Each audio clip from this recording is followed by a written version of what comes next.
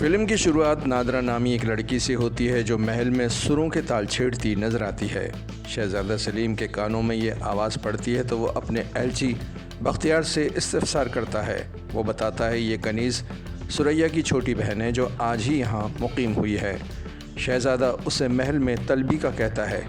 نادرہ کی آمد کا چرچا ہو جاتا ہے اور محل کی مغنیہ دل آرام دیگر سہیلیوں سے نادرہ کا پوچھتی ہے، جو بتاتی ہیں یہ لڑکی بے حد اچھا گاتی ہے، ساتھ ہی بہت خوبصورت بھی ہے۔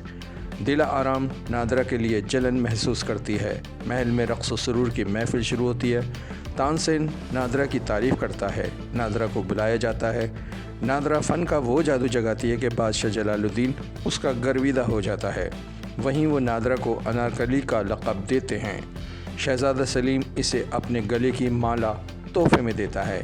ادھر دل آرام کو اپنی شکست پر انارکلی سے شدید رقابت محسوس ہوتی ہے، جبکہ انارکلی اس تحفے کو پا کر بے حد خوش تھی۔ وہ ثریا کو اپنے دل کی بات بتانا چاہتی ہے مگر کہہ نہیں پاتی۔ دوسری طرف شہزادہ سلیم بھی بختیار کو اپنے دل کی بات سناتے ہیں۔ بختیار اسے اس سے باز رہنے کی التجا کرتا ہے مگر شہزادہ انارکلی کی محبت میں گرفتار ہو جاتا ہے اور وہ اس سے ملاقات کی کوئی صورت نکالنے کی التجا کرتا ہے۔ پائیں باغ میں دونوں کی ملاقاتوں کا سلسلہ شروع ہوتا ہے اور کہانی اپنے منطقی انجام کی طرف بڑھتی ہے۔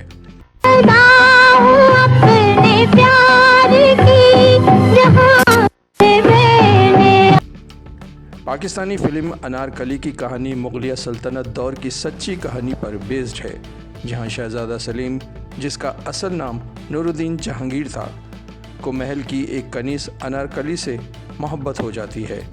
یہی محبت اس کے والد مغل شہنشاہ جلال الدین محمد اکبر اور شہزادہ سلیم کے بیچ تنازعات کا سبب بنتی ہے، جو اس قدر شدت اختیار کرتی جاتی ہے کہ محلاتی اقدار و روایت کی بنیادیں ہل کر رہ جاتی ہیں اور انصاف اور محبت کے اس کھیل میں ایک کنیز دیوار میں چنوا دی جاتی ہے۔ کہانی کا پس منظر کچھ اس طرح ہے کہ انارکلی اکبر بادشاہ کی کنیز تھی جو بلا کی خوبصورت تھی۔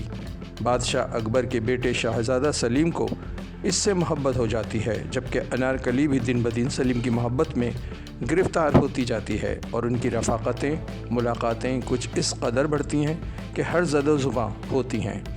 بات اگر کنیز کی حد تک رہتی تو شاید جلال الدین برداشت کر لیتے، مگر بات جب ایک کنیز کو شاہی خاندان میں شامل کرنے کی حد تک پہنچی تو جلال الدین کا جلال قہر ڈھا گیا۔ نتیجہ یہ نکلا کہ شاہی خاندان کی عزت و انصاف کی خاطر ایک کنیز دیوار میں چنوا دی گئی اور شہزادہ سلیم کو قید و بند کی صعوبتیں برداشت کرنا پڑیں۔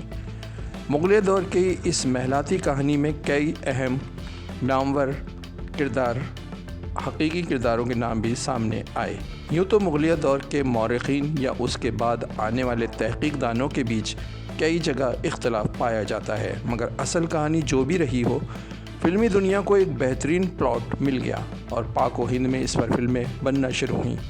اس سلسلے کی پہلی فلم 1958 کے سال پاکستان میں انارکلی کے نام سے بنائی گئی، جس کے ہدایت کار انور کمال پاشا تھے، جبکہ 1960 کے سال ہی ایک بڑے بجٹ کی اسی کہانی پر بھارت میں فلم مغل اعظم بنائی گئی، جس کے ہدایت کار کے آصف تھے۔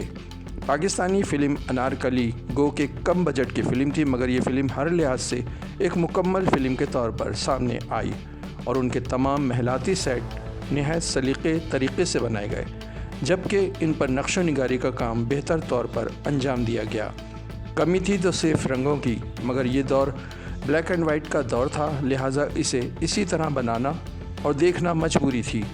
یہ فلم 4 جون 1958 کو ریلیز کی گئی، جو محبت پر مبنی تاریخی، ڈرامائی اور نغماتی فلم ہے۔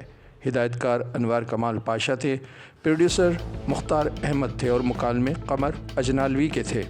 کہانی کار امتیاز علی تاج تھے، جسے انہوں نے اپنے ہی ناول سے ماخوذ کیا۔ انارکلی کے کردار میں نور جہاں اور شہزادہ سلیم کے کردار میں سدھیر کو لیا گیا، جبکہ دیگر ستاروں میں ہمالیہ والا، ببو، شمیمارا، راگنی، زہرا مرزا، محمد اجمل، فضل حق و دیگر کئی فنکاروں نے حصہ لیا۔ 5 گانے فلم میں رکھے گئے جنہیں میڈم نور جہاں نے گائے اور جن کے موسیقار رشید اترے اور ماسٹر عنایت حسین تھے۔ جہاں فلم نے کامیابی حاصل کی، وہیں اس کے گانے بھی بے حد مشہور ہوئے۔ تاہم انارکلی کے کردار میں نور جہاں کو اس وقت کے کئی تجزیہ کاروں نے مایوس کن قرار دیا تھا۔ ان کا کہنا تھا کہ نور جہاں جو عمر کے 30 سال گزار چکی ہیں اور قدر فربا نظر آتی ہیں، 1920 کے ناول کے خوبصورت انارکلی سے مشابہت رکھنے میں ناکام رہی ہیں۔